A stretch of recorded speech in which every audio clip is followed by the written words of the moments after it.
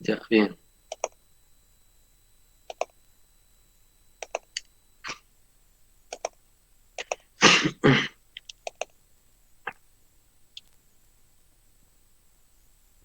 ¿Me avisan si se ve, por favor?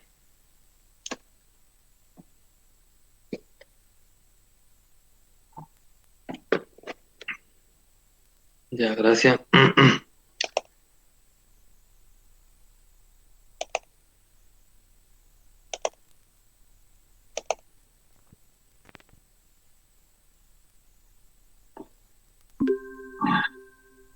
Bien. Buen día, jóvenes. La anterior clase le llamamos hasta las redes de acceso, haciendo énfasis en la tecnología GPON. Hoy vamos a continuar con las redes de telecomunicaciones. Vamos a hablar de las redes de transporte. Vamos a hablar del concepto de una red de transporte, ancho de banda y banda ancha, conmutación en la red, clasificación de las redes de transporte inalámbrica y lo que viene a ser la configuración del MPLS como red de transporte.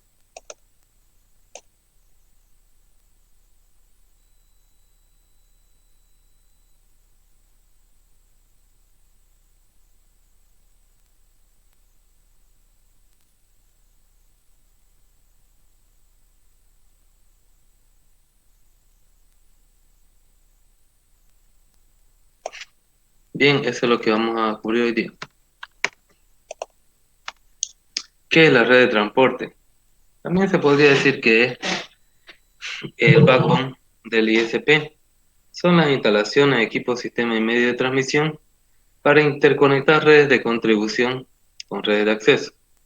Se caracteriza por su alta capacidad y no poseer usuarios conectados.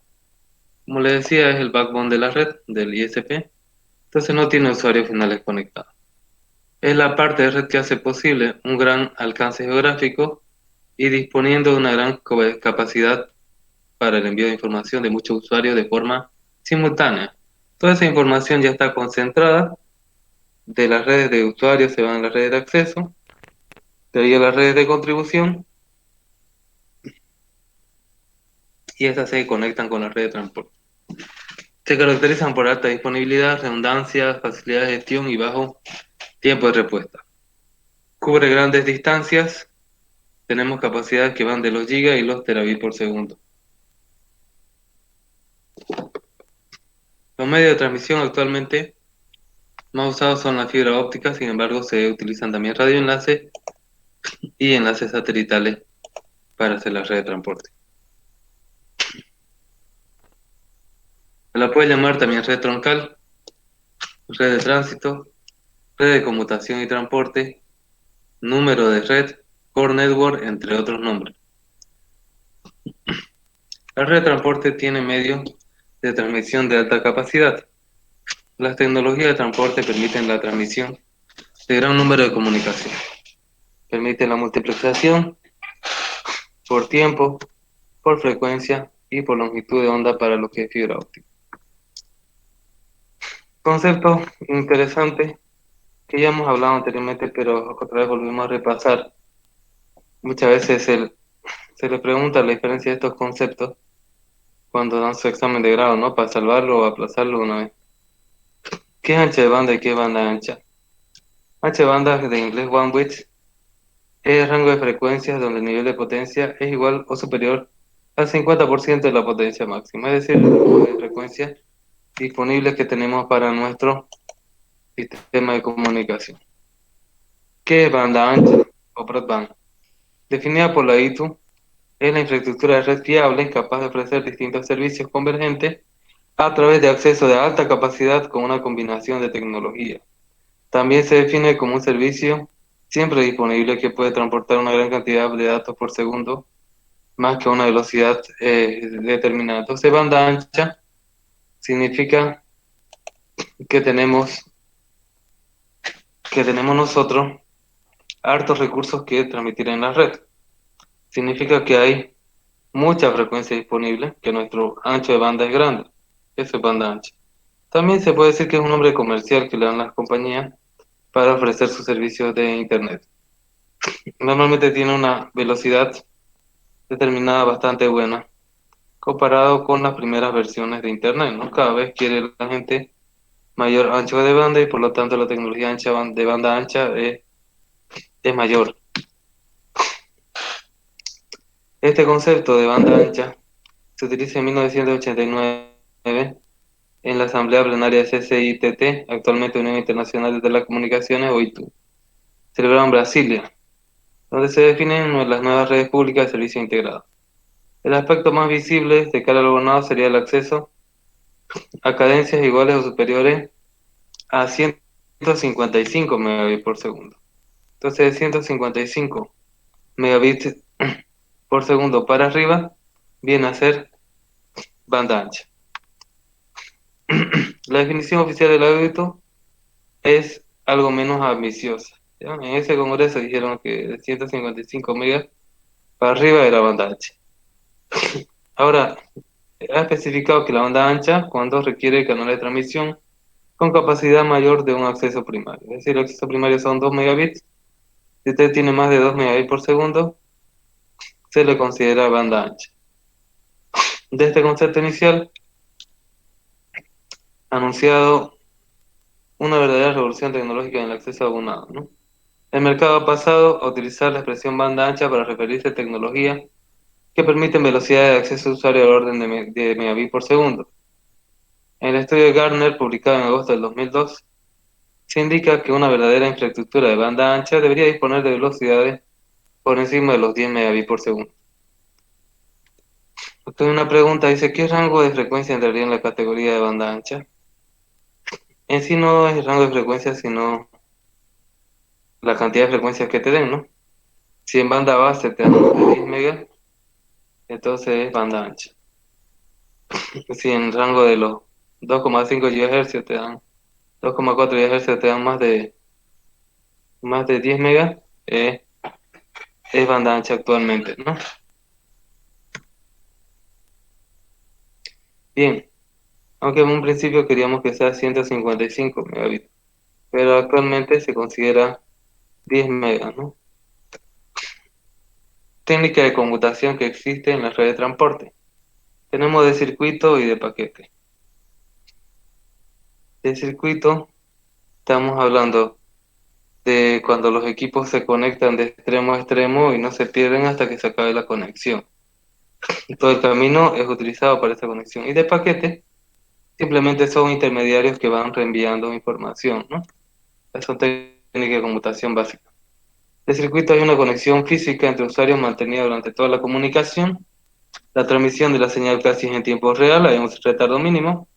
Es ineficiente porque mantiene hartos periodos de silencio en las conexiones que está ocupando los equipos sin que nadie trabaje. Ejemplo, la telefonía analógica clásica. Paquete. La información se fragmenta en paquetes. Se transmite el paquete cuando hay información, el resto del tiempo el canal está libre. Puede causar algunos retardos que no sean aceptables cuando nosotros generamos más paquetes de lo que pueden procesar nuestros nodos intermediarios de la red. Bien. Cuando hablamos de computación en la red, también aparte de la computación, hablamos de la señalización. Tenemos en las redes de conmutación de circuito, como la red telefónica básica o conmutada, hay una señalización procedente del abonado a través del teclado. Él dice que quiere llamar. Hay señalización entre centrales para indicarse que hay comunicación entre ellas que tienen que ir de un lado a otro de la ciudad. Hay señalización en la banda, hay señalización fuera de banda o por canal común, y hay un estándar que se llama SS7, Signal System Number 7, para lo que es la señalización en sistema de telefonía clásica. En redes basadas en comunicación de paquetes, la señalización se hace con SIP, el protocolo de iniciación de sesión, que es para voz IP. Este protocolo crea, mantiene y modifica, entre otras cosas, sesiones entre dos o más participantes. ¿Cómo podemos clasificar las redes de transporte? Hay diferentes formas de clasificar la red de transporte. Tenemos por el medio que se utiliza. Tenemos redes de transporte cableadas por cobre, por ejemplo los PDH, los Pleito Synchronous, eh, era así, distribution creo que, es la jerarquía pleistosíncrono, ¿no? Es decir, que no es síncrono para telefonía. Red de transporte vía fibra óptica, que esta ya es la red de jerarquía síncrona, o SONET, y tenemos redes de transporte de forma inalámbrica, ¿no? Son los tres. Actualmente se utilizan el segundo y el tercero. El primero ya migrado, podría ser en su totalidad, por lo menos un 90% acá en Santa Cruz, la fibra óptica. Tal vez ya está todo, ¿no? Por la tecnología que utiliza, es decir, la arquitectura y la definición de los paquetes, que son un conjunto de protocolos que ofrecen los diferentes servicios, tenemos redes X25, que ya no existe eso acá, las redes ATM, que son la base de la comunicación entre las redes troncales. Sin embargo, ha evolucionado a unas redes que se llaman Front Relay, que estas a su vez ya están siendo reemplazadas por otras que se llaman MPLS. Tenemos Metro Ethernet y WiMAX. Por el protocolo a nivel de la capa de enlace, que es la clasificación en telecomunicaciones, tenemos HDLC, que era utilizado para las redes X25, por ejemplo, PPP, que era utilizado para ATM, Front Relay, y tenemos MPLS, que es utilizado para lo que es la tecnología Metro Ethernet, Wi-Fi, WiMAX, satelital, etc. ¿Ya? ¿Qué son las redes PDH? ¿Ya? Y en las redes PDH son las primeras jerarquías de red, se llama pleistosíncrona, y estas redes servían para todo lo que era telefonía, solo comunicaciones telefónicas analógicas. Entonces comunicaba, si bien era una tecnología digital, jerarquía digital pleistosíncrona, solo comunicaba señales de teléfono. ¿Y para qué servía? Lo que hacía era agrupar en unos cables que se llamaban E1 hasta 32 canales de datos. Y después seguía una jerarquía, los niveles E2 que agrupaban 4 E1, los niveles E3 que agrupaban 4 E2 y así sucesivamente hasta llegar a E4. Ella se pasó a la jerarquía digital síncrona por fibra óptica que tenía mejores prestaciones por fibra coaxial. ¿Ya? Esta es par de cobre.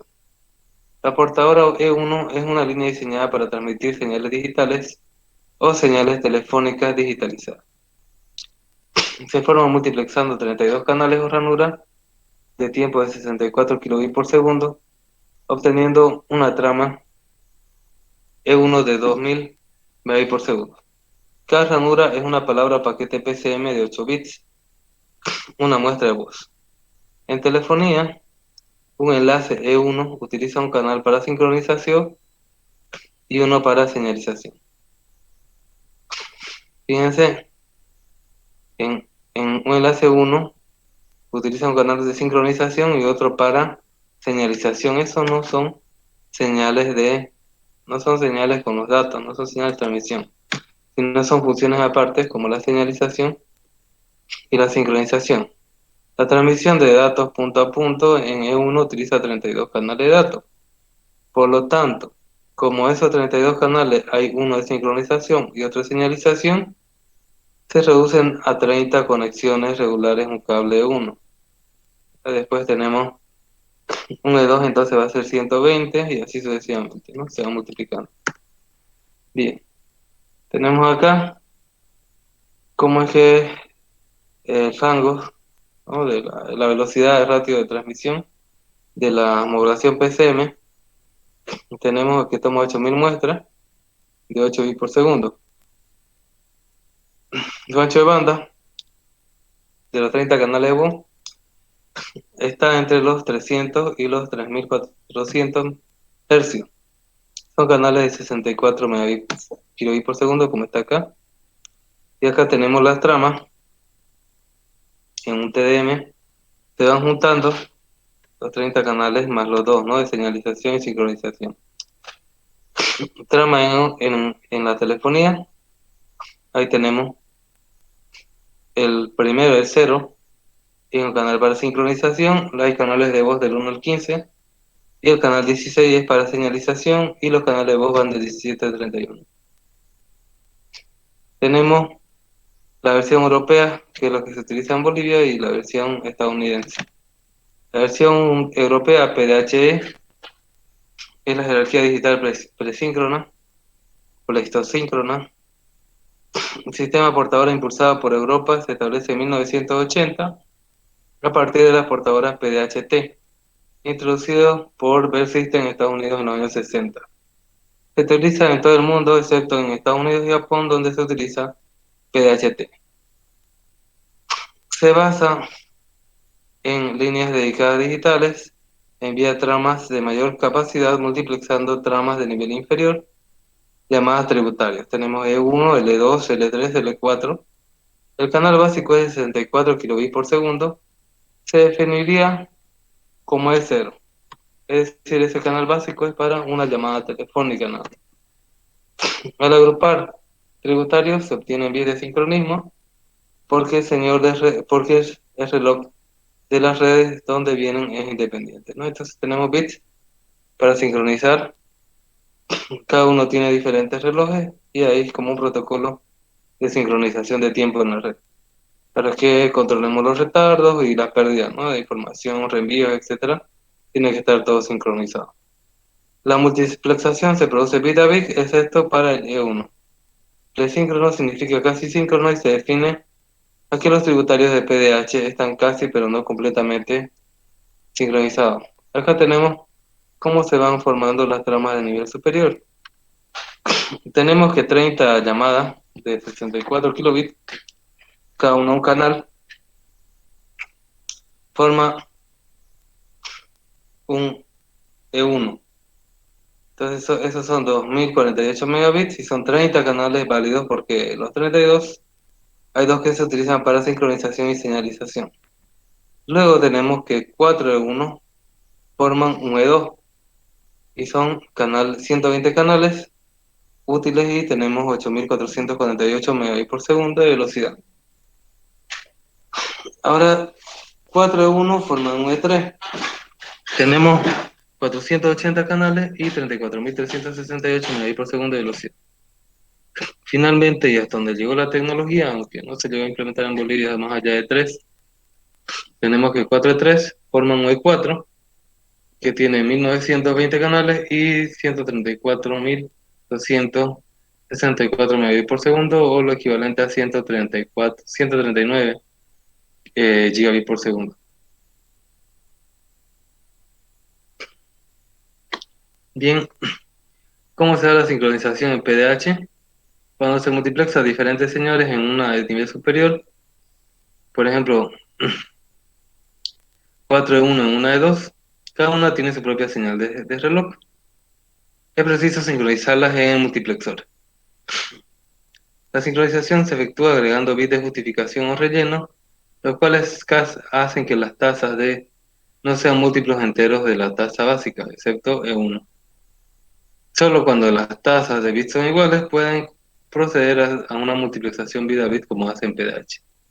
Acá tenemos diferentes tiempos de relojes, fíjense, y acá el circuito los empareja y pone relleno en caso de ser necesario, ¿no?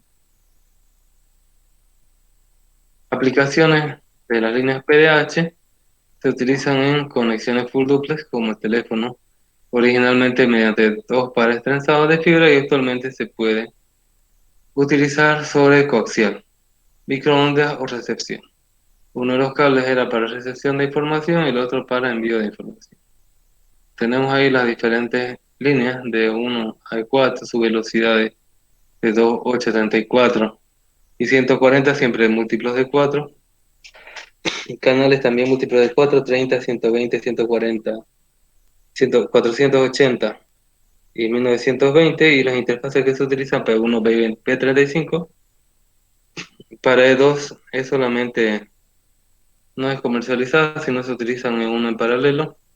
Para E3 HSC1I, que es High Speed Serial Interface, que venían con los routers Cisco al final de los 90 y principios de los 2000 y todavía hay en la Academia de CCNA router con esta interfaz. Y luego tenemos E4 que no se utiliza, no se comercializa. Bien, ¿qué inconvenientes tenemos en las líneas PDH? Los bits rellenos utilizados para forzar el sincronismo impiden extraer directamente un canal de voz cuando se encuentra en una trama superior, como E2, E3, E4. Se tiene que descomponer la trama, extraer el canal y volver a componerlo. Esto requiere equipos muy costosos y complejos en la central. No dispone de un buen sistema de gestión ni de redundancia, ¿no? Si hay pérdidas, se pierde, como la mayoría de sistemas que trabajan con comunicaciones analógicas, por más que este sea digital. Un PDH fue diseñada para señales eléctricas o microondas y no utiliza eficazmente la fibra óptica, por lo que, como red de transporte entre nodos de una red telefónica o WAN, ha sido sustituida por la red óptica SONET o SDH. PDH fue desarrollada para medios no ópticos. No aprovecha el ancho de banda disponible en lo que viene a ser la fibra óptica. Acá tenemos un ejemplo de la sobrecarga que hay en las portadoras E1, ¿no? Acá tenemos, calcula la carga útil y la sobrecarga, número de bits extra por segundo que llevará la línea PDH expuesta de telefonía. En E1 tenemos 1.92 megabits por segundo y 128 kilobits por segundo. Lo de la izquierda es la carga útil y los 128 es la sobrecarga. ¿Alguien me puede decir de dónde salen esos números para E1?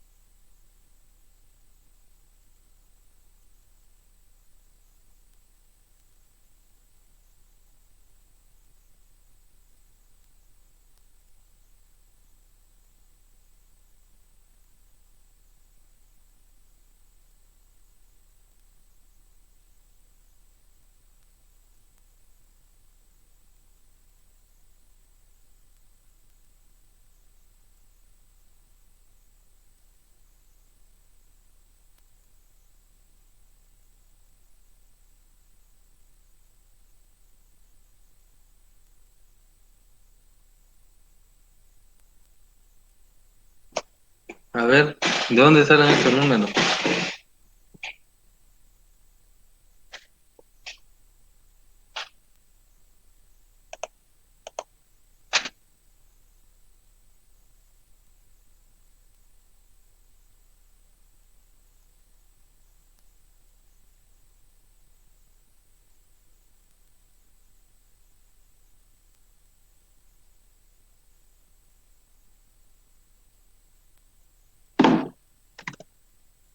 Nadie.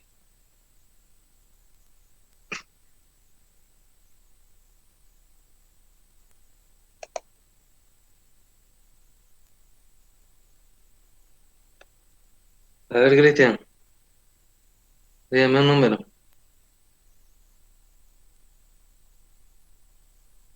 15. Ya, gracias.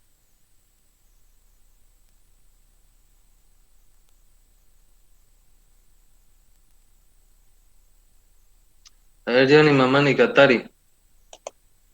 ¿De dónde cree que salen ese número? Para uno, por ejemplo. Solo para uno.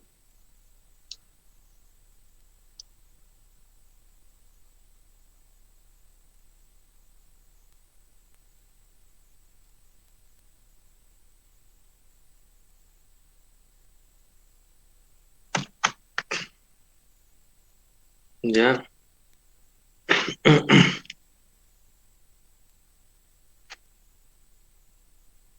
Tal vez esta gráfica se refresque un poco. Y tenemos esto, ¿no? ¿Qué dice Johnny? En un par de minutos para que piense.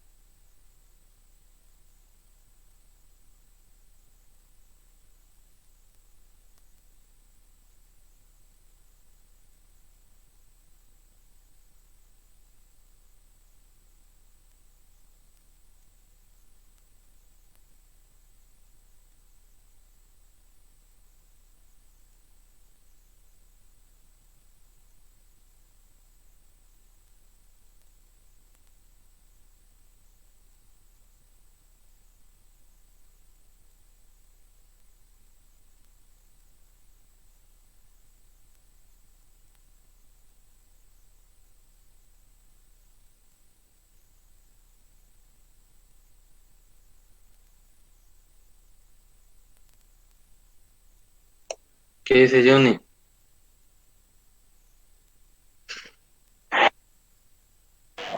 Ingeniero, buen día.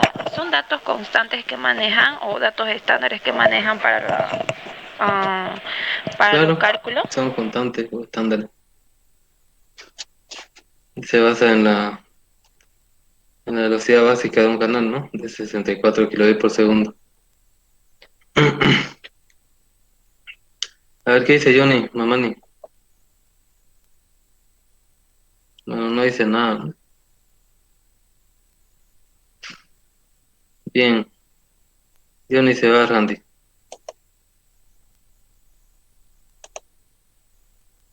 Ya, exactamente, Cristian, es eso.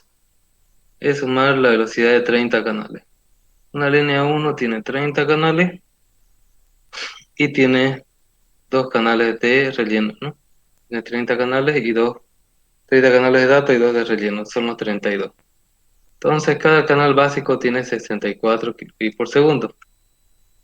Tenemos 64 por 2 son los 128. Y 64 por 30 son 1920, que si lo llevamos a omega, pues son los 1,992, ¿no? ¿Se entiende, no? Y ahí lo otro es simplemente multiplicar por 4, multiplicar por 4, multiplicar por 4, ¿no? Nada más. Bien, entonces ahí tenemos la sobrecarga y la carga útil, ¿no? Ya, fíjense, ahí está la relación. Ahora en el ejemplo 2 dice, la portadora PDHE, un banco local, ha solicitado a la empresa telefónica los servicios de líneas digitales PDHE para soportar las 48 conexiones de teléfono fijo que tiene conectado a su centralita. Determine la cantidad de líneas de par trenzado que le llegan para el servicio telefónico regular, 48 pares, ¿sí?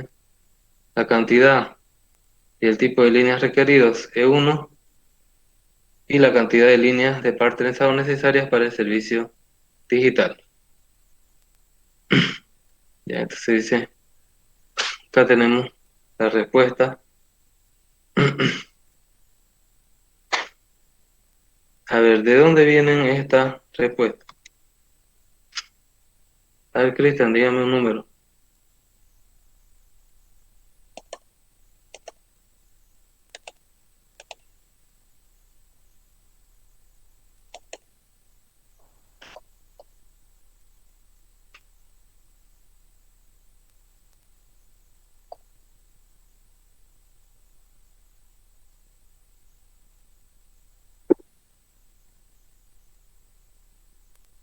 Está en la pantalla.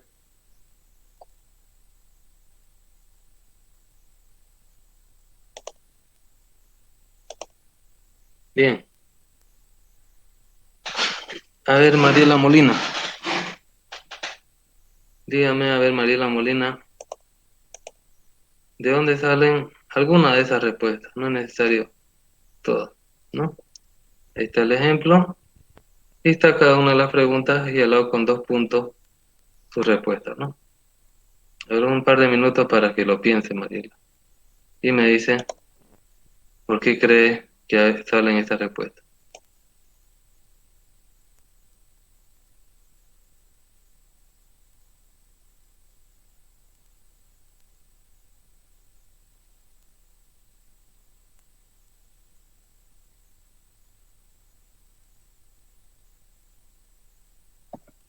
Inge, buen día. Dígame, a ver. Ah, no sé si estoy correcto, pero cuando dice la cantidad y tipo de líneas requeridas de 2E1, creo que hace referencia porque un E1 soporta solo 30 circuitos y como nos está pidiendo 48 conexiones, entonces necesitamos dos de esas. Claro, exactamente, ¿no? Porque no puede haber 1 punto algo. Bueno, eso nomás sería mi respuesta. Ya. Y la primera, que es tan obvia, no se ubica.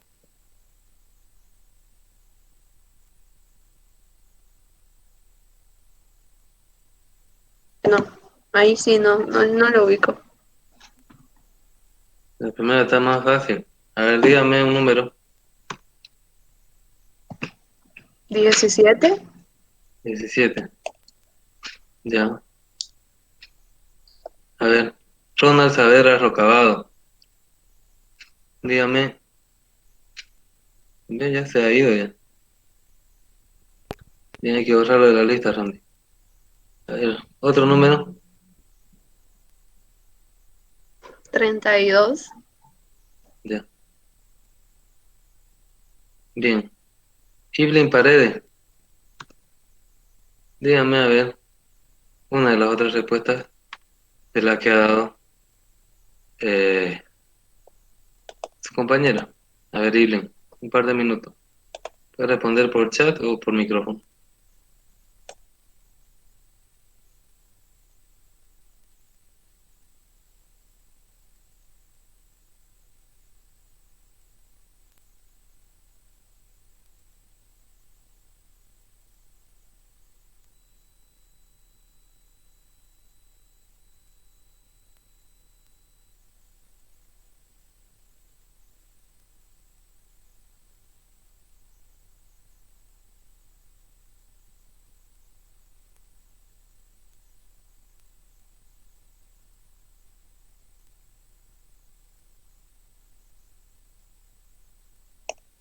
No se olviden que tienen que responder, aunque sea mal, no importa, ¿ya? Pero tienen que responder algo, cualquier cosa.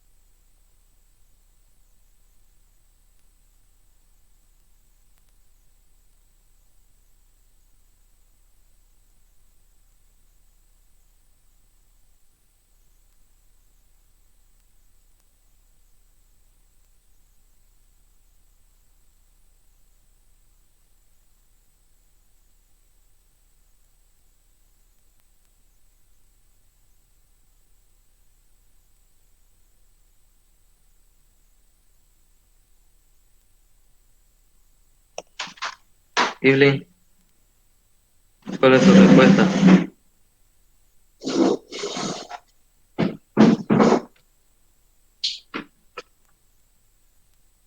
contar 10, a ver.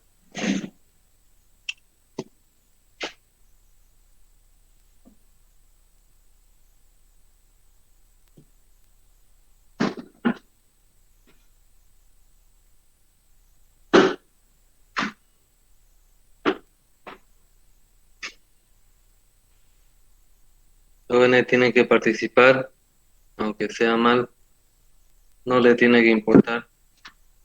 Y se burlan o lo que sea ustedes, ¿no? No pasa nada.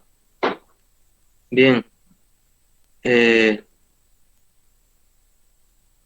vamos a retirar la Eileen de la clase.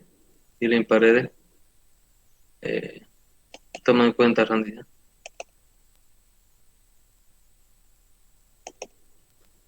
Bien, Saraí creo que quiere escribir algo o hablar.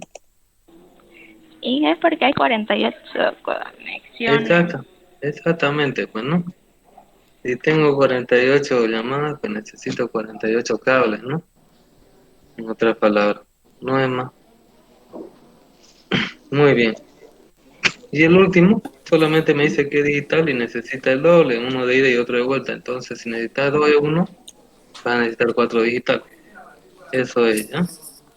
Bien. Continuamos.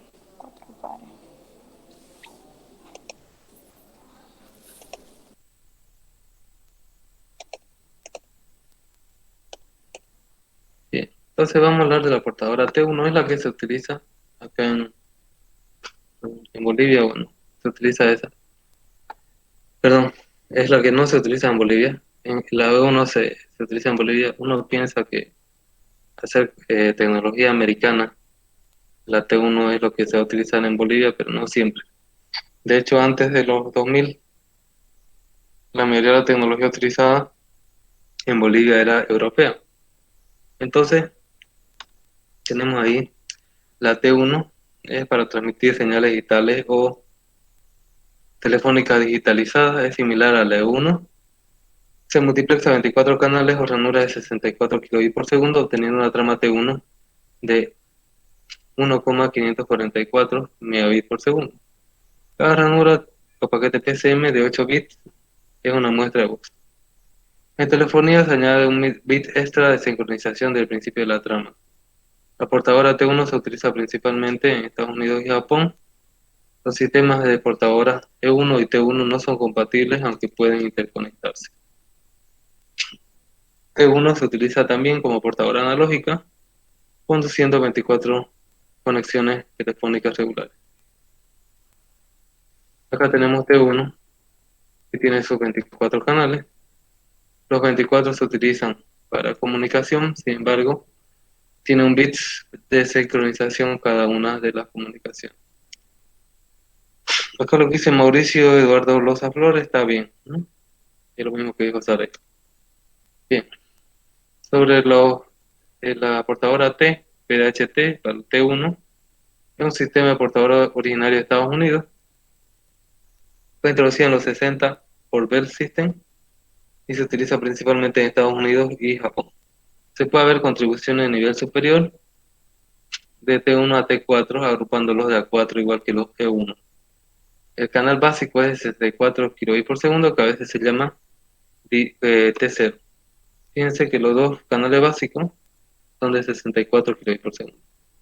Al agrupar tributarios se agregan bits de sincronismo porque el reloj de las redes de donde vienen es independiente. Y ahí tenemos las diferentes agrupaciones de los T. Bien, ahora vamos a hablar de otro tipo de red de transporte, que es la red SONET o SDH, ¿no? Red digital red de jerarquía digital síncrona. Esta red ya utiliza otro medio, ya no utiliza los cables de par tensado, sino utiliza lo que viene a ser fibra óptica, ¿no? Por lo tanto tiene mayor estabilidad y mayor ancho de banda. Es una red de transporte de datos sobre fibra óptica. Se usa para transportar datos de usuarios entre nodos de una red de conmutación de circuitos o paquetes. El modelo OSI se ve como un protocolo de nivel 1 basado en TDM para transferir datos sobre fibra óptica usando los diodos LEDs o láser, como cualquier fibra. Ofrece circuitos permanentes full duplex y se comporta como un medio físico de transmisión de bits. Bien, aquí tenemos la red, ¿no?, de transporte conmutado de circuito de paquete, dos nodos, y tenemos los multiplexores STM para lo que es la conexión SDH, y esa es la red, ¿no?, SDH.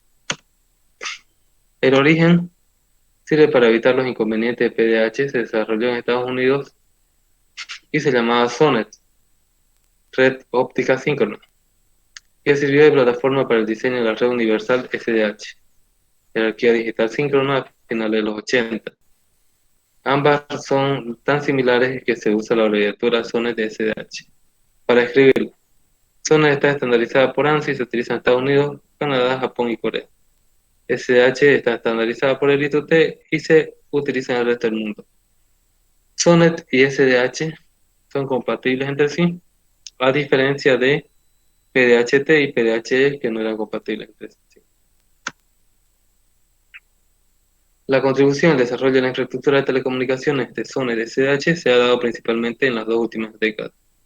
Ha permitido la migración de redes de transmisión metropolitana y de larga distancia PDH hacia redes ópticas síncronas que soportan los servicios de telefonía y de transmisión de datos tradicionales y las interconexiones internacionales de fibra óptica. Ha hecho posible interconectar routers, switches de gran capacidad creciente con interfaces SONET y SDH para el tráfico IP de la Internet. También se puede utilizar para lo que son las redes de transporte ATM o IP sobre MPLS, de redes públicas en el segmento de negocio o de carrier de voz sobre IP. SONET SDH se diseñó para la capacidad de alta tasa de transmisión de datos por fibra óptica. Aquí tenemos las tramas básicas de transmisión en SONET SDH. Cuando nosotros utilizábamos PDH, la trama básica era E0. Después contribuía 32, ¿no?, con toda señalización y era un E1. Después contribuía de 4 y era un E2, 4, E3, 4, E4. Aquí las tramas básicas se llaman módulo de transporte síncrono o STM. Y la más básica se llama STM1, que define para la interfaz eléctrica y para la fibra óptica, las restantes solo para fibra óptica. Ya, entonces, STM1 sirve para lo que es fibra óptica o también sirve para la red eléctrica. Pero las restantes, hay STM4, STM16, STM64 y STM256, esas solo sirven para fibra óptica, ya no sirven para lo que es red eléctrica. La tasa más baja, STM1, tiene una velocidad de 155,52 MB por segundo, mayor que la definida para la portadora E4, que era de 139,264 MB por segundo. Las superiores STMN tienen velocidades que son múltiplos de la primera. Ustedes multiplican por 4, por 16, por 64, por 256, la velocidad y es lo que ustedes tienen. 4 STM1 forman un STM4, 4 STM4 forman un STM16, 4 STM16 forman un STM64 y un 4 STM64 forman un STM256. Las tramas SONET se definen para señales STS, señales de transporte síncrono, por la interfaz eléctrica, IOC, portadora óptica, para la interfaz óptica.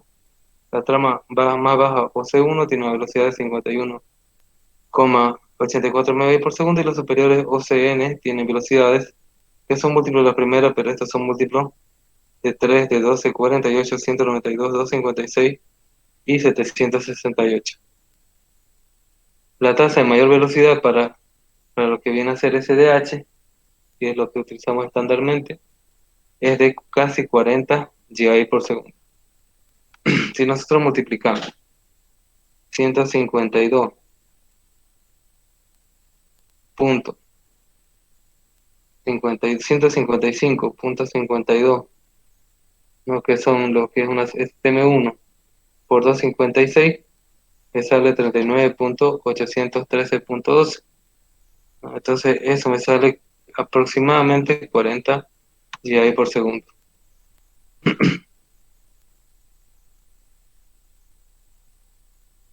Acá tenemos más o menos las equivalencias que tuvieron las diferentes tramas o que se utilizan. Nosotros vamos a centrarnos en el SDH óptico, en sus velocidades de acá, ¿no? Bien, esta parte eléctrica no se utiliza mucho en medio. Acá tenemos PDH o SDH. Podemos tener redes que utilicen diferentes medios de transporte y a través de un multiplexor y un administrador de ATM, que es un módulo de transferencia asíncrono, se puede combinar. ¿Ok? ¿Qué equipos básicos hay en una red SDH interconectado por fibra óptica? Hay un multiplexor, hay de multiplexor, hay un administrador que es un multiplexor de inserción o extracción que sirve a través de ATM para conectar señales eléctricas y ópticas, ¿no? PDH y SDH. Hay repetidores o regeneradores que sirven cuando se pasa la longitud de la fibra donde puede llegar la señal, es necesario poner repetidores. Hay conectores cruzados y también tenemos terminales que vienen a ser dispositivos de usuario que usan los servicios SDH. Conexiones, tenemos las rutas, tramo que une un circuito completo, línea, dos multiplexores contiguos y sección que une dos dispositivos cualquiera. En una SDH sencilla está formada por dos multiplexores STM, la ruta, línea y sección son la misma, ¿no? La trama STM1 es la trama de menor velocidad en SDH. ¿Qué características tiene? Se organiza como una matriz de 9 filas y 250 columnas de bits. En total 2430 bytes. Se utilizan 9 filas que hace posible que todos los bytes de una columna pertenezcan a una misma señal tributaria. Orden de transmisión: para cada trama los bytes se transmiten de izquierda a derecha y de arriba a abajo. Para cada byte los bits se transmiten desde el más significativo al menos significativo, de izquierda a derecha. Información de que transporta SDH se diseñó para que cada byte en una trama STM1 transporte datos de un canal de voz de 64 kilobits por segundo. La voz se muestrea a 8000 muestras por segundo y se codifica a 8 bits por muestra. Velocidad de la trama, por lo tanto, nosotros tenemos que transportar 2430 canales de voz de 64 kilobits por segundo y su velocidad multiplicando da 155,52 megabits por segundo, es decir, 8000 tramas por segundo. La duración de la trama ST1 es de 125 microsegundos. Acá tenemos cómo se forma. Tiene 270 bytes por 9 filas, eso da 2430 bytes. Es el primer byte y este es el último byte, no más significativo y menos significativo. Y genera 8000 tramas por segundo. Los datos se empaquetan en contenedores, que son las estructuras que se transportan por la red SDH. Eso STM1, STM2, STM1, 4, 16, 64 o 56 se llaman contenedores. Una trama STM1 incluye un sistema de contenedores en los cuales se empaquetan las tramas PDH que contienen los datos de usuario para ser transportadas a través de una red SDH. Si al contenedor C se le agrega una cabecera de ruta POH, se convierte en un contenedor virtual BC. La cabecera POH se agrega en el nodo origen y se retira en destino. Permite etiquetar el tráfico, está formada por una columna de bytes. Los contenedores transportan también otro tipo de tráfico, como IP de Internet ATM o IP sobre MPLS. Acá tenemos diferentes tipos de contenedores y sus velocidades y para qué trama PDH está disponible, ¿no? Entonces hay para T1, para E1, para T2, para E2, T2, todo eso se van a incluir en la red SDH a través de un STM. Formato de la trama STM1 está constituida por carga útil y sobrecarga. La carga útil son los datos de usuario empaquetados como S4. ¿No? Ahí está, S4. ¿No? Sobrecarga, cabecera de ruta POH, se usa para etiquetar la información de usuarios entre nodos de la red. ¿No? Y son 9 bytes, porque es solo una fila que se utiliza para lo que es la cabecera ruta o POH. Puntero o PTR indica el inicio de una unidad tributaria empaquetada en un contenedor. Es decir, indica el inicio de una trama E1 o de una trama E1, etcétera, ¿no? Entonces también es de 9 bytes, por lo tanto da 72 bits, ¿no? La cabecera es la sección de regeneración, ya regeneration SOH, y de multiplexación. Se usa para tareas de gestión, mantenimiento, reenrutamiento, monitorización, etcétera. Son 72 bytes, por lo tanto son 500, 576 bits. Ya, en realidad se hace el equivalente entre bytes y bits, pero el estándar te define en qué unidades él quiere trabajar, ¿no? Tal vez cuando crearon el estándar pensaron que era más sencillo y más adecuado utilizar bytes. La trama tiene un total de 2430 bytes. El contenedor C4 es el que contiene una carga útil de usuario que transporta en una trama STM1. Y acá tenemos un ejemplo, la velocidad de usuario. Calcula la velocidad de datos de usuario en la trama STM1, sin considerar cabecera. Su velocidad es de 149,72 megabits por segundo. Carga útil está compuesta por 9 filas y 260 columnas, por lo tanto la velocidad va a ser 8000 por 9 por 260 por 8, ¿no?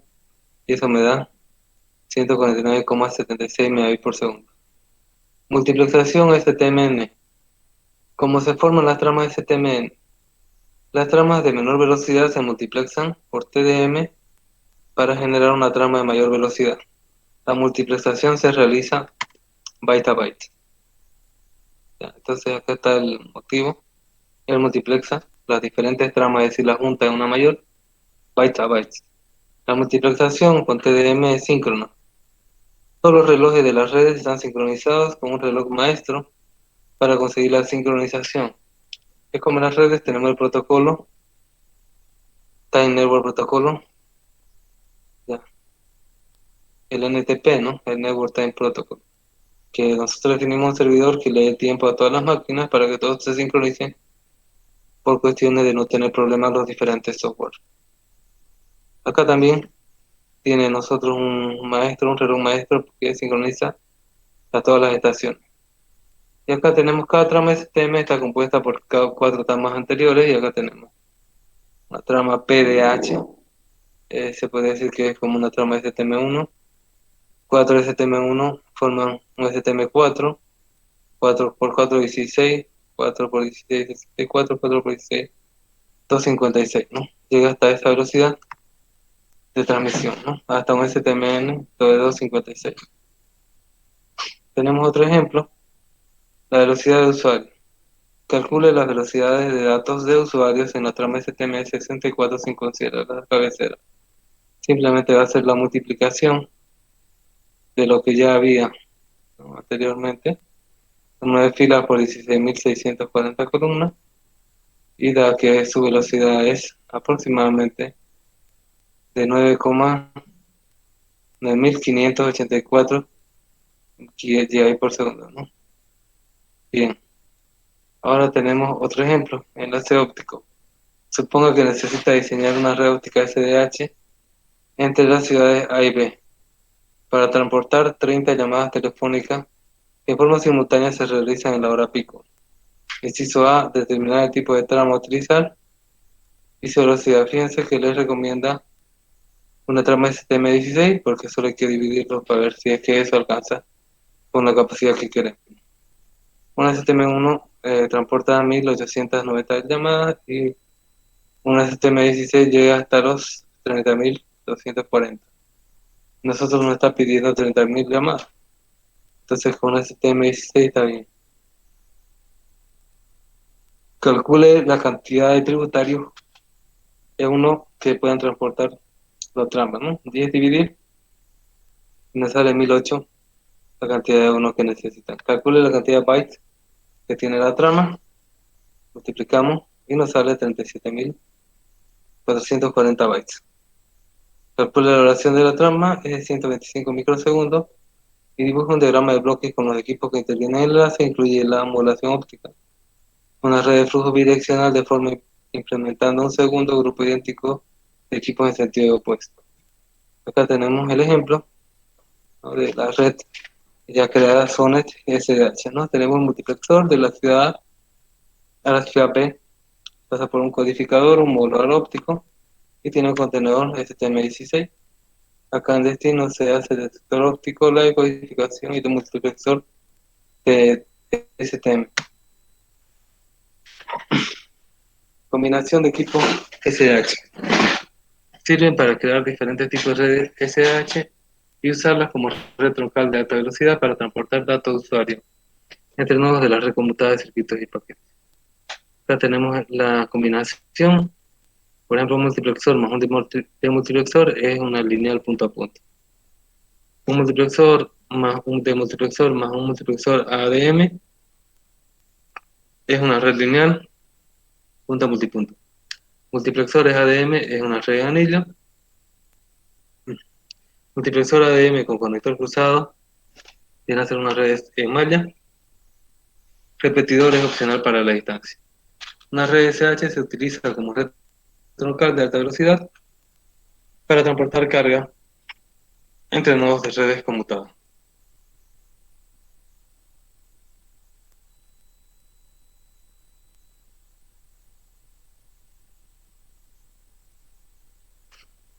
Aquí tenemos la red lineal punto a punto, compuesta por un multiplexor, un demultiplexor, 0 más repetidores, ¿no? Los repetidores son opcionales. Y acá tenemos lineal punto a punto desde el emisor al receptor.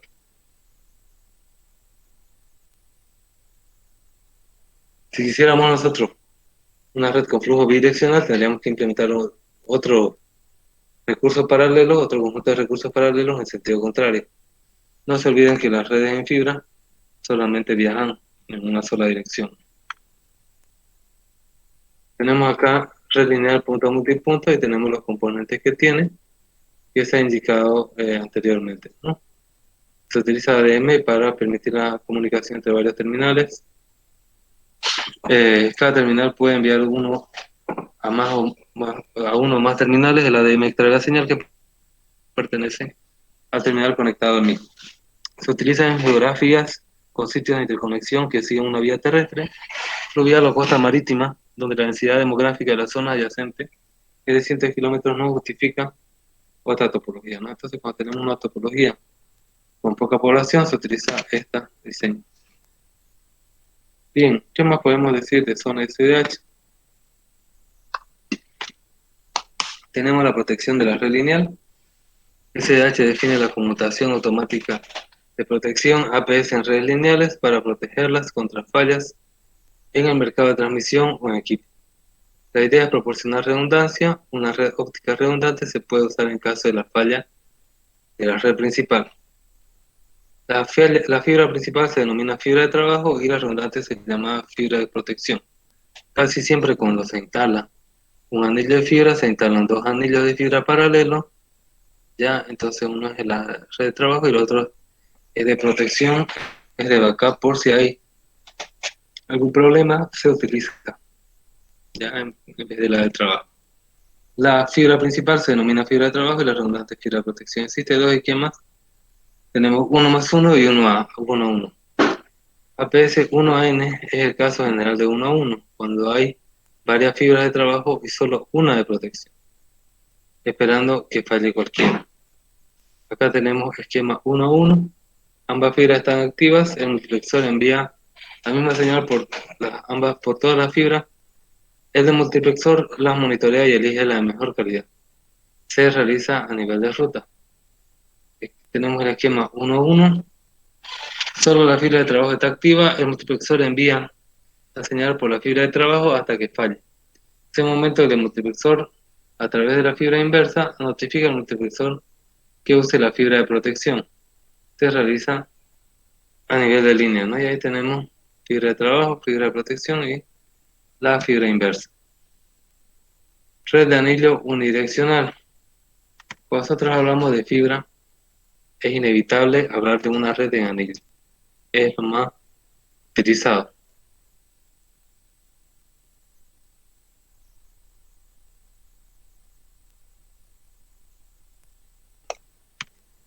Entonces acá tenemos una topología de anillo unidireccional. Esta topología típica de SDH está compuesta por multiplexores ADM. Tiene gran tolerancia a cortes de servicio por falla en medio de transmisión o en los equipos, con restauraciones de menos de 50 milisegundos. Mire, la fibra de trabajo va en este sentido del reloj y la fibra de protección va en sentido contrario. Si de este a este hay una caída, se activa la fibra de protección. Entonces la señal viene acá, este está caído y vuelve por acá y trata de llegar a su destino. La red de anillo es unidireccional, pero se pone dos en paralelo para trabajar como si fuera duplex. Es la topología típica SDH, está compuesta por multiplexones ADM. Y bueno, tiene poca restauración, de menos de 50 milisegundos. Es rápido para restaurarse según los fallos. El esquema de protección o la idea de conmutación automática APS es proporcionar redundancia. Se usa un anillo óptico redundante a nivel de falla del principal, en el caso de falla de la principal. El anillo de fibra principal se denomina fibra de trabajo y el redundante se llama fibra de protección. Esquema 1+1 con dos anillos, ambas fibras están activas, la misma señal fluye por los dos anillos, pero en sentido contrario. Un ADM receptor lo monitorea y elige el de mejor calidad.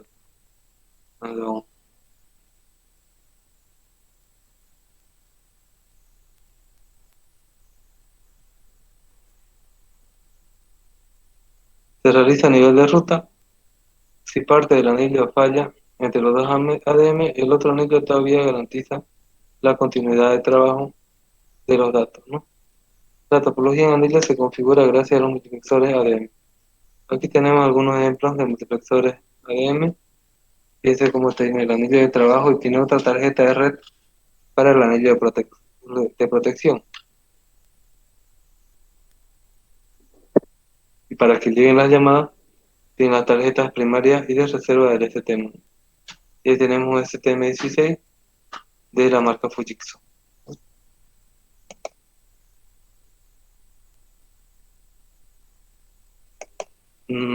Esta tecnología no utiliza los dos anillos activos, Cristian.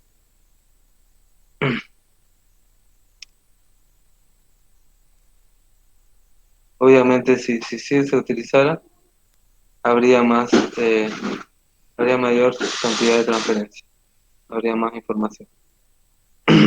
Pero solo se activa cuando hay falla.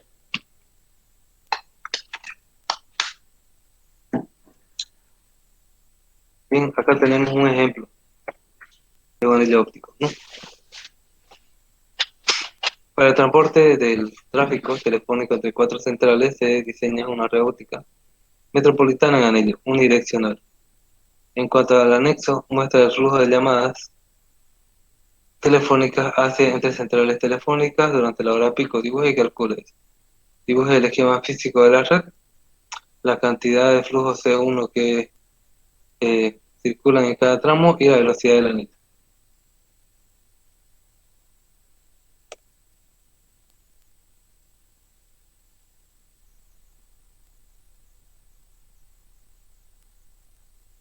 Bien, acá tenemos un ejemplo. Fíjense, todos estos son los E1 y estos son los bits que necesita, ¿no? Por ejemplo, de beta gamma tiene 2150, ¿no? que hace multiplicar esto por la cantidad necesaria. Ya, por ejemplo, este es el más grande, es de gamma a sigma, ¿no? De gamma a sigma, fíjense, 2300 eh, bytes, ¿no? Entonces tenemos ahí la relación ya convertida de los de 1 a los bytes que se ocupan. Y acá se va sumando, ¿no? Y cada ruta cuánto necesita hacer. Entonces se agarra y se lo suma hasta llegar todos los que pasen por él. Y se obtiene que se necesita un STM16, ¿no?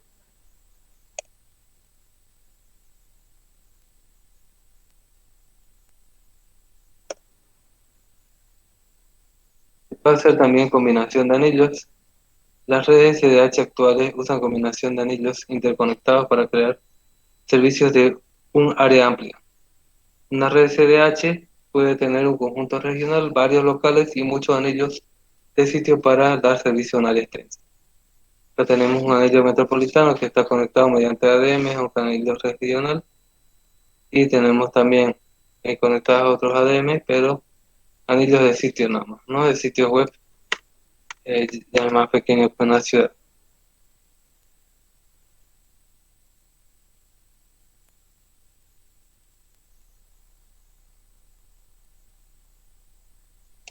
En una red SDH se puede utilizar la red de malla porque no tenemos en una red de anillo la escalabilidad.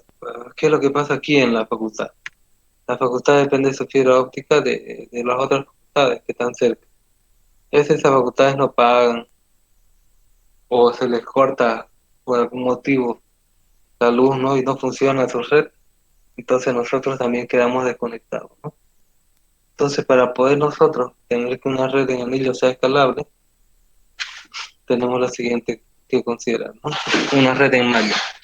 Entonces, incrementa el tráfico, no solo en mejorar la infraestructura óptica, sino también los ADN, ¿no? Es una situación, en esta situación, una red en malla con computadores proporciona un rendimiento mejor. Un conmutador en una red en malla se denomina conector cruzado DXC. Entonces DXC lo que hace es unir diferentes redes en anillo. Eso es un multiplexor para una red malla que todos los anillos están conectados entre sí. Bien, vamos a hablar de otra red de transporte que se llama ATM, que es el modo de transferencia asíncrono. Al inicio de los 2000 era una tecnología que llamaba bastante la atención. Se lo comparaba con IP, pero al final IP acabó ganando. Pero ATM tiene hartos conceptos que sirven para cualquier diseñador, ¿no? De una red de jerárquica. Entonces, ATM es una red de conmutación de paquetes basada en circuitos virtuales que envían paquetes. Esos circuitos virtuales se llaman celdas ATM, pero los paquetes se llaman celdas ATM. De longitud fija a través de la LAN o WAN, en lugar de paquetes de longitud variable utilizados en otras tecnologías.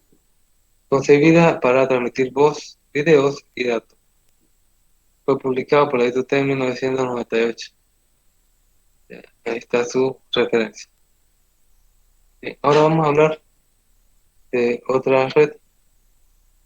Vamos a hablar de ATM. Su uso es de red troncal o backbone para el ISP, conexiones de video punto a punto o multipunto, conexiones voz para telefonía celular, emulación de circuitos de uno sobre una red ATM, soporte a redes de acceso basados en ADSL. Aunque antes que aparezca IP, fue recomendado por la ITT como la tecnología para la futura red de banda ancha, como es la autopista de la superautopista de la información. Desapercibida por el usuario final, útil para los operadores de red, ATM permite integrar el servicio de distintas aplicaciones en una manera flexible, ¿no? En las redes multiverso. Acá a continuación vamos a hablar de otra tecnología de transporte que se llama MetroEther. Es una arquitectura que suministra la conectividad de banda ancha a la red metropolitana soportando grandes servicios. Aplicaciones y tráfico en tiempo real, tomando en cuenta las actualizaciones, el rendimiento, la disponibilidad y la fiabilidad y el proceso integrado de seguridad que en todas las empresas exige. Metro Ethernet utiliza, como su nombre lo indica, los mismos cables que se utilizan para Ethernet o Fast Ethernet. Realiza una conexión de acceso a la banda ancha y de los diferentes servicios, de los cuales son necesarios y beneficiosos para las empresas en la red metropolitana. Todo ello con una conexión de punto a punto con una banda con bajo costo, tanto en la red pública como en la red privada. Es una arquitectura tecnológica que tiene como propósito suministrar los diferentes servicios de conexión a una red WAN o MAN de nivel de capa 2. Esta red es la encargada de soportar múltiples servicios, aplicaciones y algunos mecanismos para que nos ayude a soportar y controlar el tráfico en tiempo real. Este tráfico puede ser restringido a un servicio de telefonía IP que es sensible al retardo y también al jitter. ¿Qué características tiene el Metro Ethernet? Tenemos que utiliza una línea de cobre en bucle principal o fibra óptica, que se complementan de forma ideal en el ámbito metropolitano dando cobertura a cualquier servicio. Eso es lo que nosotros llamamos FC, ¿no? Tenemos velocidades que soportan Metro Ethernet 10 megabits, 20 megabits, 34, 100, 100 gigabits y 10 gigabits por segundo.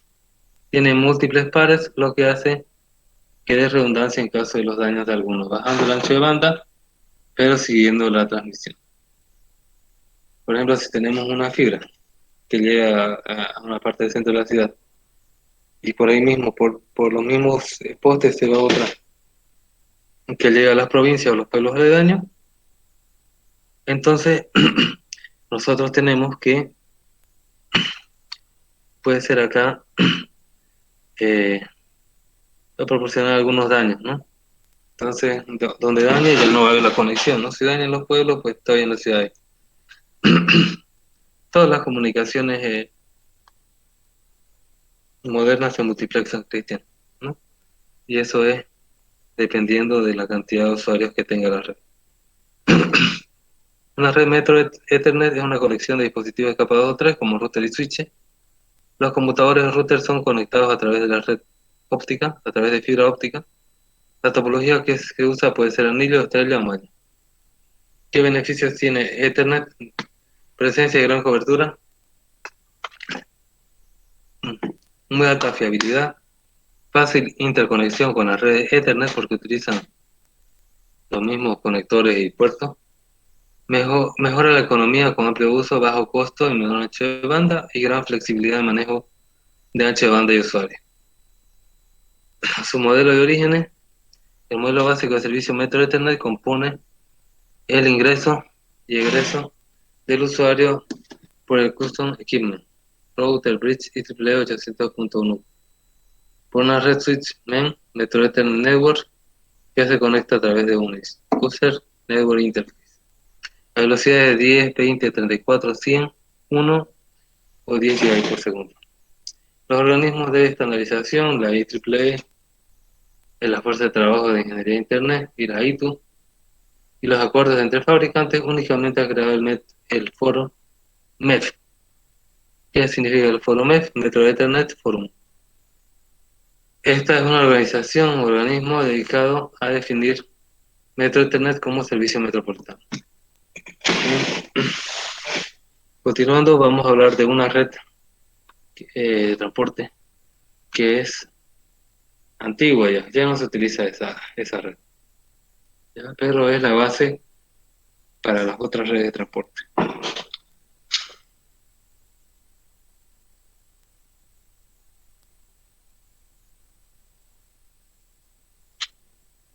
Para llegar a las velocidades más altas sí se utilizan esa jumbo frame, ¿no? X25 es un estándar I2T para redes de área amplia de conmutación de paquetes.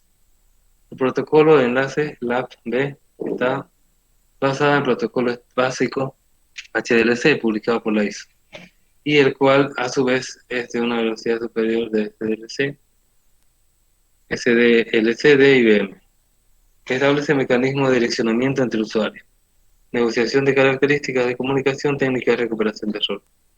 Los servicios públicos de conmutación de paquetes admiten numerosos tipos de estaciones de distintos fabricantes. Por lo tanto, y es de mayor importancia definir la interfaz entre el equipo de usuario final y la red. X25 está orientado a la conexión y trabaja con circuitos virtuales tanto conmutadores como predeterminados. En la actualidad se trata de una norma obsoleta con el fin de verlo desde un punto de vista solo académico. La norma X25 es el primer estándar para redes de paquetes recomendado por el CIR, el cual emitió el primer borrador en 1974. Este original fue en 1972, 78, 80 y 84 para dar lugar al texto definido publicado en 1985. Entonces ha venido una evolución. X25 y su relación con el modelo OSI. El modelo de interconexión de sistemas abiertos, u OSI, ha sido la base para la implementación de varios protocolos. Entre ellos, el conjunto de protocolos conocido como X25 es probablemente el mejor conocido y el más ampliamente utilizado. X25 fue establecido como una recomendación de la ITS, Telecommunication Section de la International Telecommunication Union, una organización internacional que recomienda estándares para los servicios telefónicos internacionales. X25 ha sido adoptada para las redes públicas de datos y en especial popular en Europa. X25 es un protocolo que se basa en las primeras tres capas del modelo OSI, ¿no? Ahí trabaja X25, sobre todo en la capa enlace, en la capa 2 de una forma buena. Aquí tenemos la norma en nivel físico enlace y también el servicio de circuito virtual que es sobre la capa de red, ¿no? Entonces tenemos dos computadoras ahí que se conectan por X25, ¿no? Tenemos switches de intercambio de paquete, equipo de determinación de datos de circuito, los DCE, y equipo de terminal de datos, ¿no? Que puede ser un servidor. Ya. Continuando, tenemos otra tecnología que todavía se utiliza, pero ya está siendo reemplazada por MPLS, que se llama Frame Relay.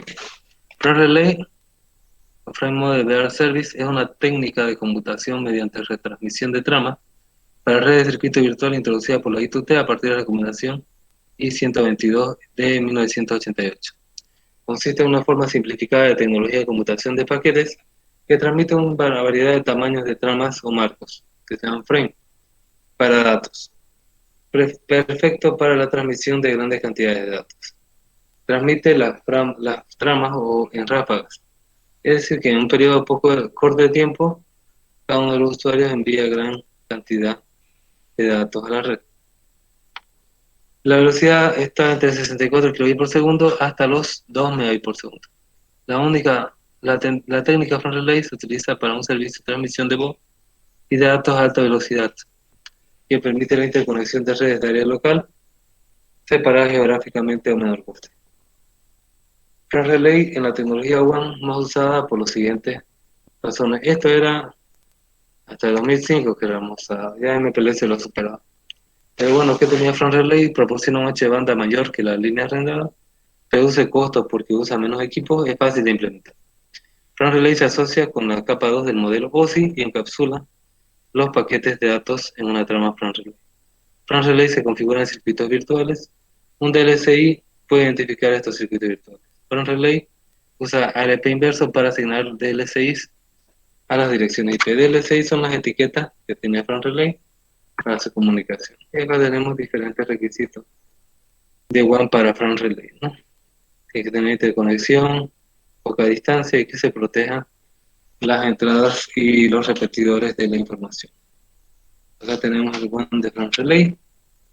Frame Relay especifica la forma en que los datos se mueven entre DCE y DCE, DTE y DCE, a través de los bucles locales. Una WAN de Frame Relay es una combinación de switches interconectados por líneas troncales. Ahí tenemos el servidor de archivo. La configuración de Frame Relay. Se habilita el encapsulado de Frame Relay, se le pone Encapsulation Frame Relay. Configura la asignación estática o dinámica de direcciones, considera los problemas de horizonte dividido, que se crean cuando se ubican varios circuitos virtuales en una sola interfaz visual física. Cuando pasa eso, a veces ya no hay la capacidad, ¿no? Para que la interfaz física pueda ver diferentes circuitos virtuales. Cada circuito virtual aparte va a tener su propia IP, entonces eso lo complica un poco. El factor que afecta a la configuración de Plan Relay es el proveedor de servicio y tiene configurado un sistema de costo. Y bueno, si usted no le presenta un informe que va a ser más barato incrementar Plan Relay, pues no va a querer. ¿Qué vamos a configurar en Plan Relay? El DE, el PEC y el BCN.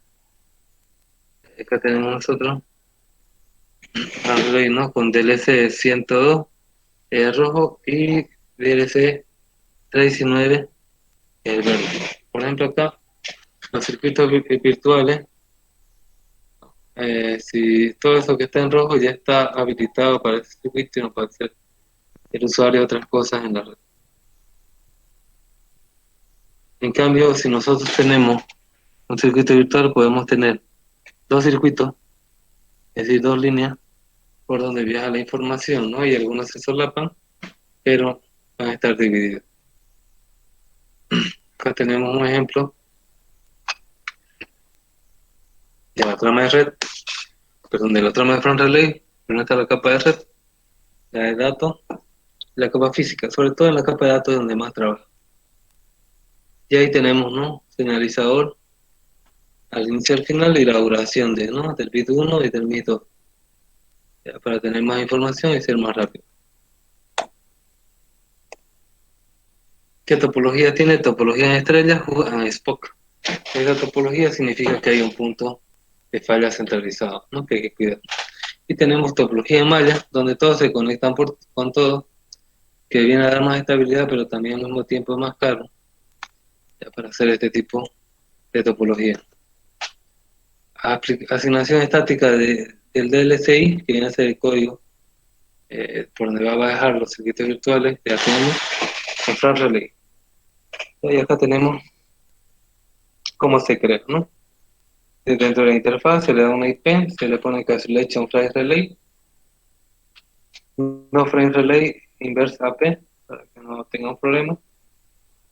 Y ahí dice From Relay Map, y ahí tenemos nosotros la información, ya, cuando hace el show Frame Relay Map, ¿no? Cuál viene a ser la información que me muestra, ¿no? De la IP que se ha configurado y su DLC. El DLC viene a ser como un ID, un identificador que tiene, ¿no? Acá tenemos su ancho de banda, también le podemos designar, ¿no? Obviamente ese es un ancho de banda nominal, si el ancho de banda físico no soporta, se va a bajar. Y tenemos también acá la configuración del router de lo que es la configuración.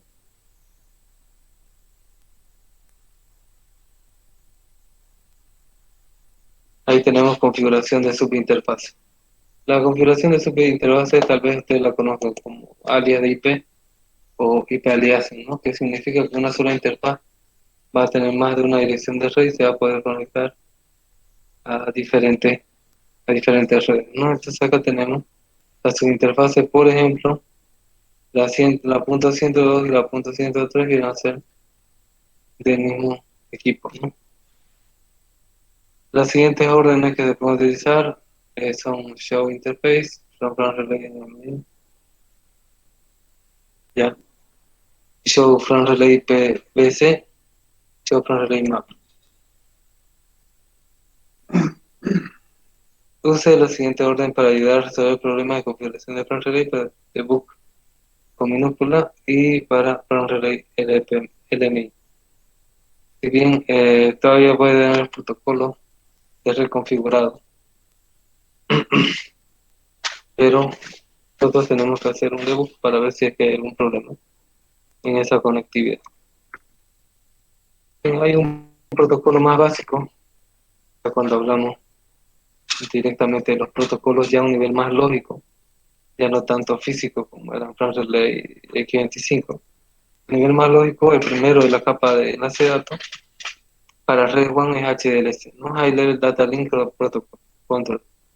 El protocolo estándar desarrollado por la ISO encapsula datos sobre enlaces seriales síncronos. No soporta múltiples protocolos sobre un enlace individual porque no puede indicar el protocolo de la capa 3 que transporta. En vez de comprimirlo, lo pone los datos así nomás. Eso es un poco peligroso. Entonces, tenemos esa estructura, la estructura de HDLC.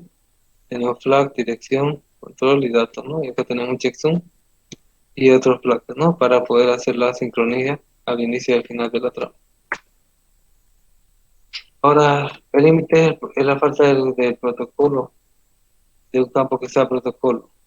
Eso limita el estándar. Entonces, Cisco propone una versión propietaria con un campo propietario que actúa como identificador del campo protocolo. Protocolo nos dice el nivel de capa 3, no se olviden que este es nivel de capa 2, ¿no? Que se va a utilizar, por ejemplo, IP, IPv6, etc. Permite, por lo tanto, ese campo protocolo permite múltiples protocolos de la capa de red que compartan el mismo enlace vía SEP.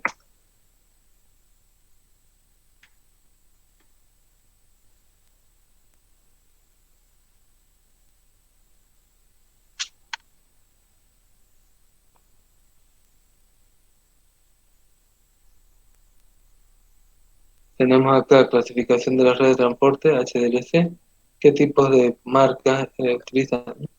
Aparecen equipos Cisco. HDLC es un protocolo propietario para enlaces síncronos, el que tiene el campito protocolo predeterminado en los enlaces seriales Cisco, ya de por sí bien habilitado. Se emplean los enlaces dedicados punto a punto y en conexiones de circuitos conmutados y su comando de configuración es este, ¿no? Encapsulation de HLC. Encapsulation de HLC nos permite hacer la configuración de la interfaz con HLC. Bien, tenemos otro protocolo que es el que más se utiliza actualmente, el protocolo PPP, es Point to Point Protocol, o protocolo punto a punto, ¿no? Entonces, es un protocolo estándar, proporciona conexiones de router a router y de host a red sobre circuitos síncronos a asíncronos. Trabaja con varios protocolos de red como IP o IPX o IPv6, etc. Proporciona opciones de seguridad a través de protocolos PAP y CHAP.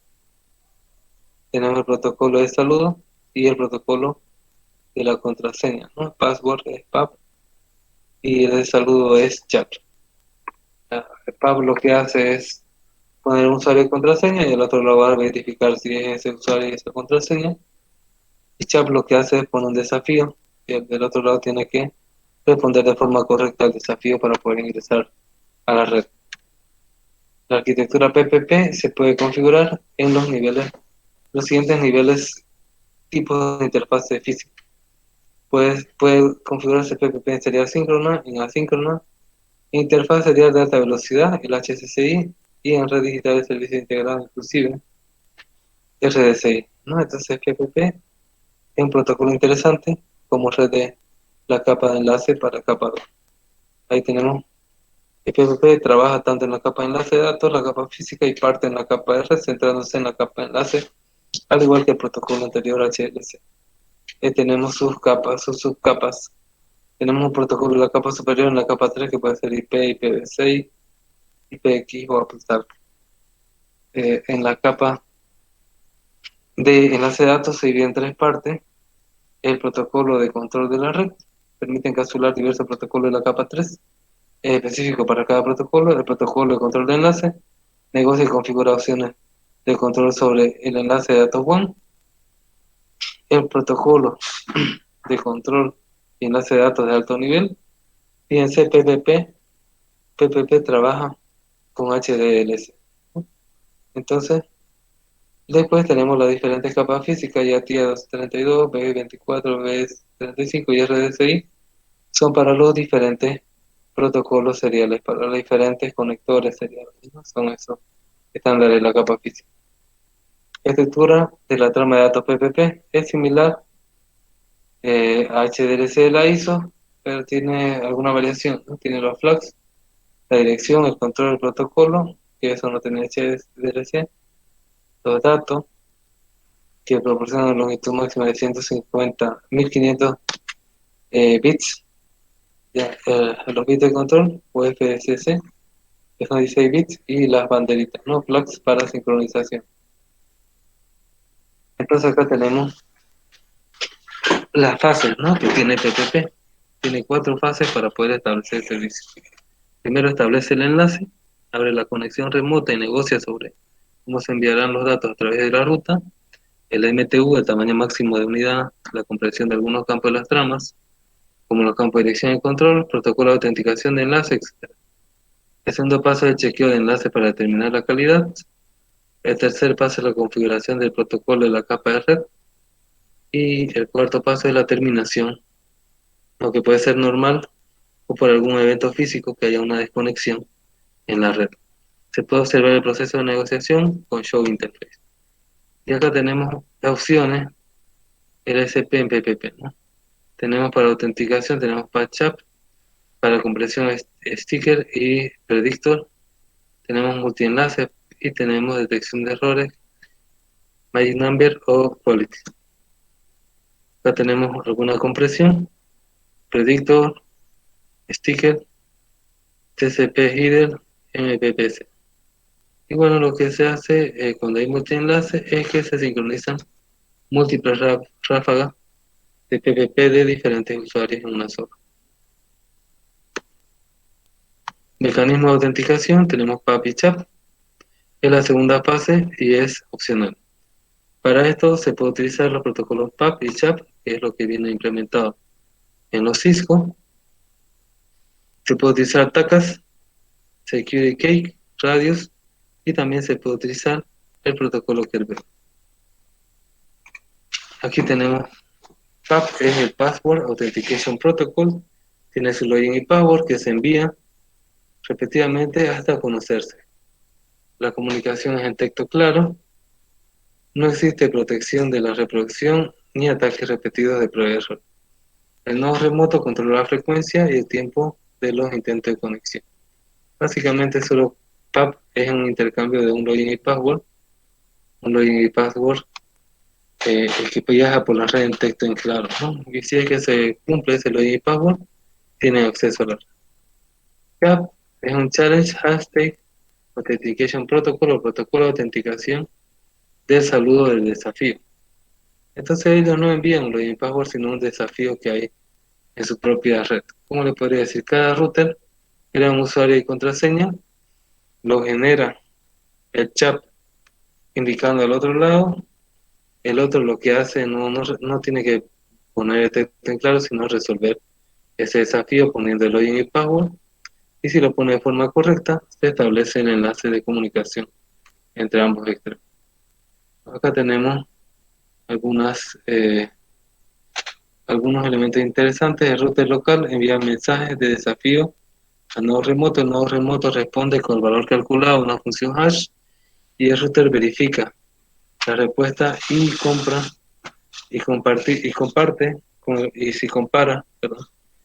con el valor esperado, y si es que hay la coincidencia, es decir, también en destino hace la función hash, y si las dos funciones hash coinciden, entonces se da la autenticación.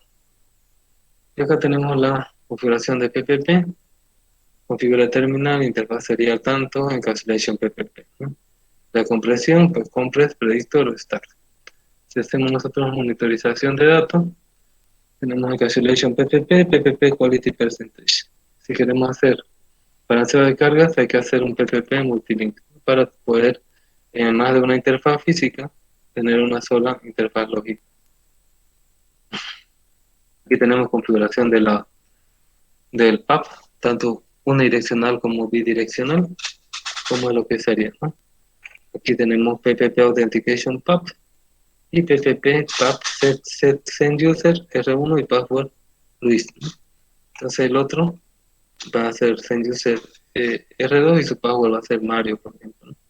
Entonces al conectarse de forma remota por Telnet, ellos tienen que poner ese usuario y esa contraseña. Y aquí tenemos lo mismo para lo que viene a ser la autenticación de PAP. Para lo que es configurar chat, piense que ya no hace el send, simplemente pone PPP Authentication Chat, y acá está el usuario y la contraseña, y el otro también solo pone PPP Authentication Chat, y entonces manda en una función hash al otro lado, y el del otro lado lo que tiene que hacer, pues tiene que poner el mismo usuario y contraseña, generar la función hash, y se ve si es que coinciden o no ambas funciones hash de los dos lados. Acá tenemos el mismo resumen para la autenticación de chat. Bien. Ahora vamos con lo último, que es lo que está de moda, ¿no? Es MPLS. MPLS es una tecnología emergente encaminada a superar los retos actuales que plantea el envío de paquetes IP. Fue desarrollada por la Fuerza de Trabajo de Internet o la IETF. Este protocolo se considera que es un protocolo de la capa 2.5. No es ni de la capa 2 ni es de la capa 3, ¿no? Entonces es un protocolo de enlace, pero utiliza una cosa que se llama etiqueta. Ya se utilizaba en France Relay por si acaso esto. En vez de utilizar direcciones IP.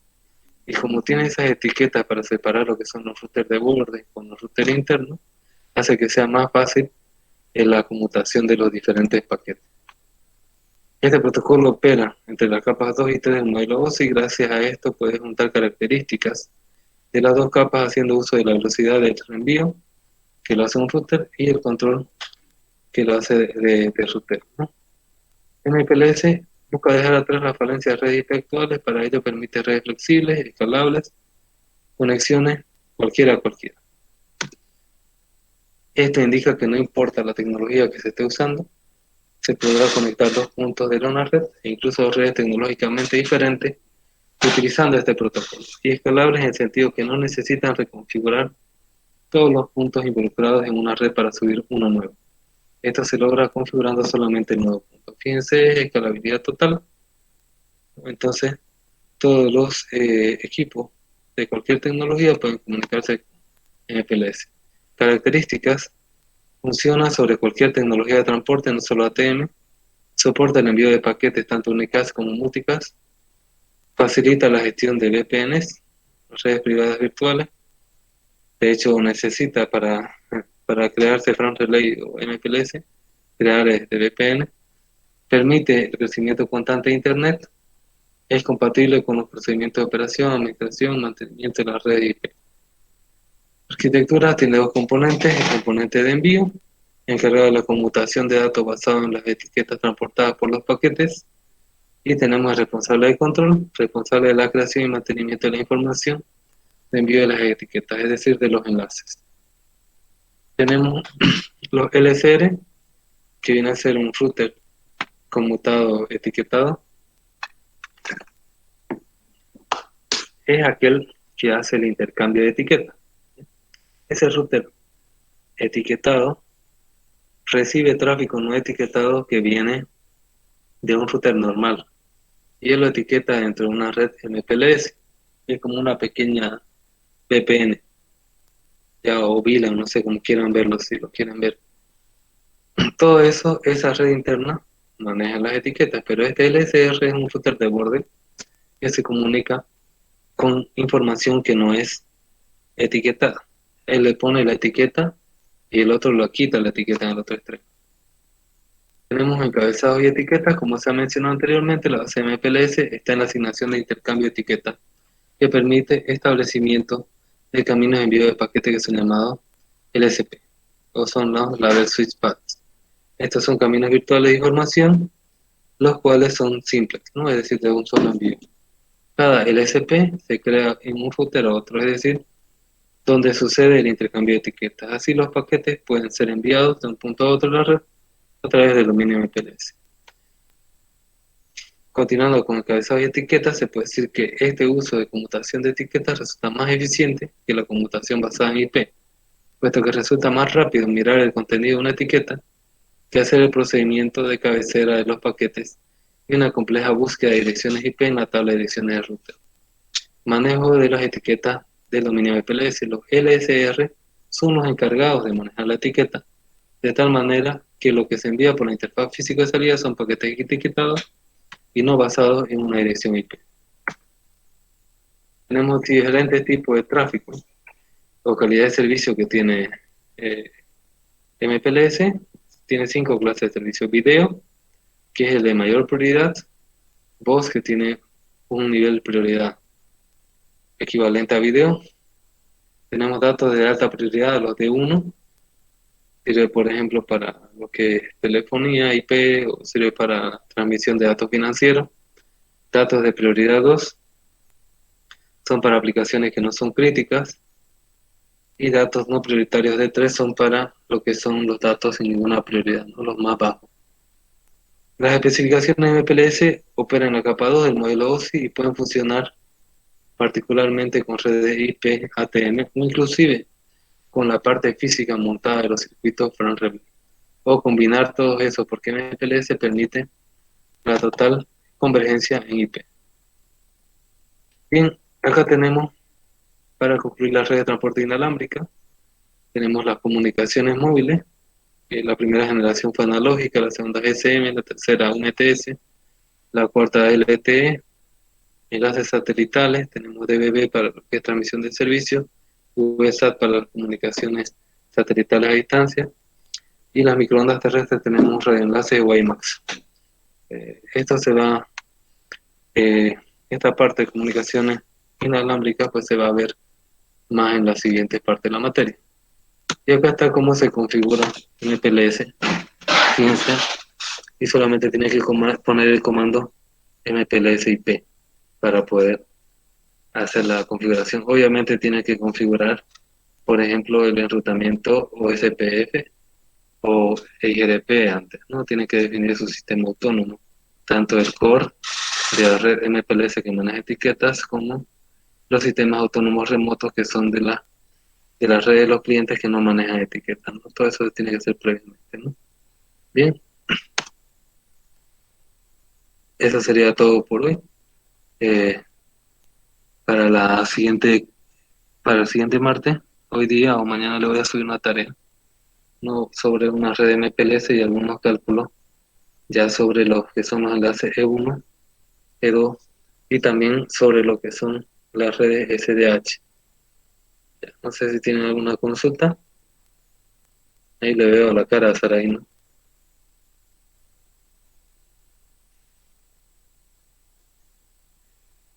¿qué dice?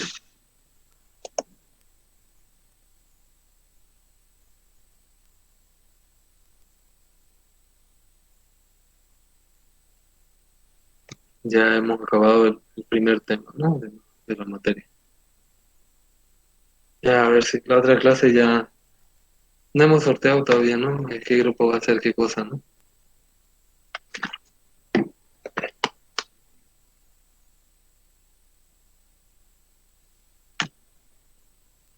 ¿Jóvenes? ¿Ya se hizo el sorteo de temas de los grupos o todavía? Ya. Entonces, ya hasta el viernes yo creo que tengo la información de qué casos de especiales han sido aceptados, rechazados y todo eso, y cómo quedan los grupos finalmente. Y el fin de semana les voy a dar para que ustedes se sorteen internamente, ¿no? Cuál tiene tal vez más recursos para hacer algún determinado tema. Entonces, así se va a hacer. ¿Tienen alguna consulta, jóvenes?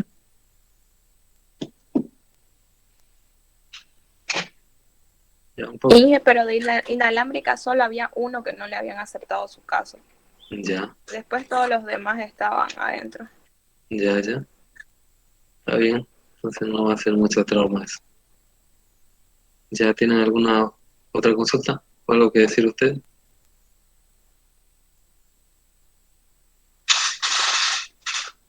Bien.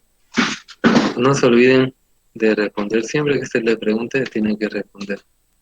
Cualquier cosa tienen que responder, aunque sea tienen que ponerse a filosofar, ¿no? Como les he dado algunos ejemplos. Nunca se queden callados cuando yo les pregunte algo, ¿no? Que se inventense. Ya, Si no hay preguntas, jóvenes, entonces nos vemos el día martes, ¿ya? Entre hoy y mañana le voy a subir su tarea. Pueden consultarle a Randy si tienen alguna duda de la misma. Pero pueden ir buscando también en internet cómo hacer ejercicio en PLS. Entonces, bueno, nos vemos el día martes. Hasta luego, jóvenes.